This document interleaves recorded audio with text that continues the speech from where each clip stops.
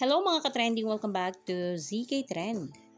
Belle nakauwi na dito sa Pilipinas, Donnie nagpaiwan at tumalo sa engagement party ng high school friend. Matapos ang halos 1 week na bakasyon ni Belle sa United Kingdom, ay umuwi na nga ito dito sa Pinas.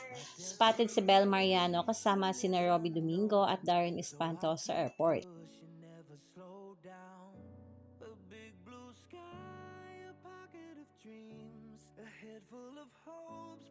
Si Donnie ay nagpunta sa Spain para bisitahin ang ilang relative and close friends. Makikita dito na dumalo pa si Donnie sa engagement party ng kaibigan.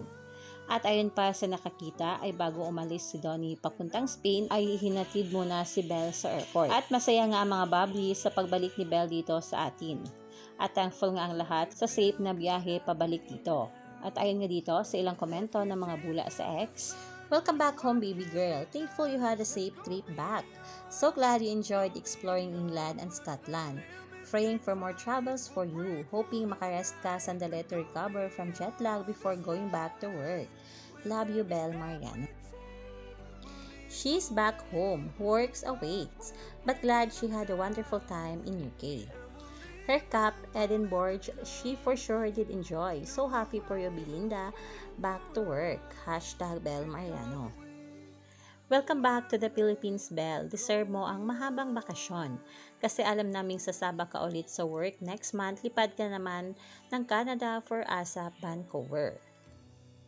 At balik LDR naman ulit itong ating Don Belle ayon nga sa ilang mga bula. Ngunit di rin magtatagal si Donnie sa Spain at uuwi rin kaagad ito sa Pinas.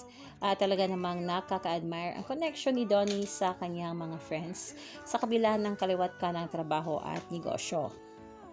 Made the fact with my friends to always be there for the big moments. So happy seeing Donnie live that out. Always showing up for his friends no matter how busy life gets for him. He really is one of a kind and those in his orbit are truly blessed. I really do admire Donnie's ability to maintain connections despite the distance and busyness of life.